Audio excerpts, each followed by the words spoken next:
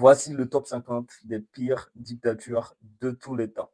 J'ai donc demandé à une IA de m'établir cette liste. Et ce classement est établi en fonction d'un certain nombre de critères, c'est-à-dire les dictatures les plus féroces, les plus meurtrières, les plus répressives de tous les temps, et classé selon une combinaison admise par les historiens et les spécialistes des dictatures. Nombre de victimes, intensité de la répression, contrôle totalitaire et impact sur les populations, mais aussi avec une part de subjectivité, une part d'opinion, puisqu'il n'existe aucune hiérarchie absolue. Alors, pour démarrer notre top 50, voici les 10 premiers. En première position, le moustachu de l'autre côté de la frontière, et je pense que tout le monde l'a deviné.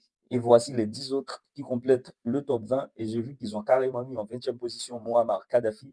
Personnellement, je ne le mettrai pas dans cette liste. Et du coup, les 10 qui complètent le top 30, ils ont carrément eu le culot de mettre Fidel Castro en 29e position.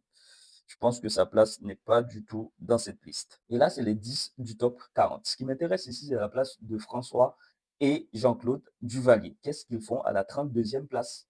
Leur place est du coup dans le top 10. Ça, c'est clair et net.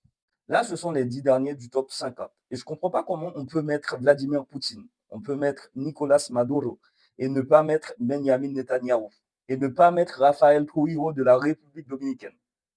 Après, je ne comprends pas. C'est leur classement, ils font ce qu'ils veulent. Mais je pense que c'est tellement biaisé leur truc. En tout cas, je l'ai dit, c'est très subjectif. Voilà, c'était le top 50 établi par une IA en fonction des critères précités. Si vous deviez rajouter quelqu'un dans cette liste, quel serait le dictateur que vous rajouteriez? Mettez votre réponse en commentaire. Allez, ciao!